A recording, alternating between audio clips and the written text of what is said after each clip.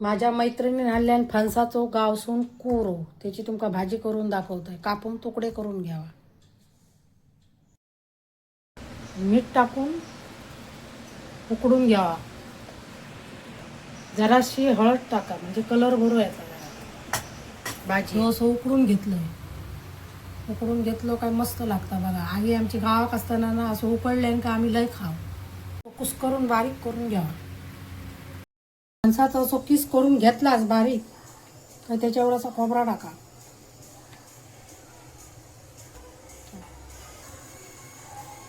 ते कूट बनवतात ना हे चटणीचे ते काळे ते भाजून असे मिक्सरात लावून कूट करून घ्यावा. तो पण असं टाकून घ्यावा भरपूर. जास्त टाकला तरी चालतं, चांगलं लागतं.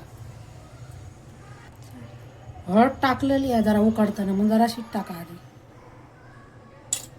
जराशी धना पावडर टाका. मसालो टाका कारण हिरवी मिरची मी टाकतले ना, मग जरासं मसालो टाका. मीठ टाका कारण उकडताना थोडासा मीठ टाकलेला त्याच्यामुळे कमी टाका मीठ. त्याच्यावर अशी कोथिंबीर टाकून घ्यावा आणि असं मिक्स करून घ्यावा. सगळा एक जीव करून घेतलास. हा असा मिक्स करून झाला. तेल तापला का राई टाका. चांगली कांदे टाका.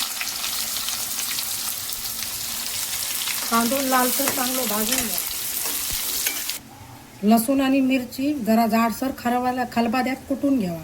लसूण जरा जास्त घ्यावा आणि मग कांदो जरा लाल झालो काही टाकून घ्यावा. कढीपत्ता टाकून घ्यावा.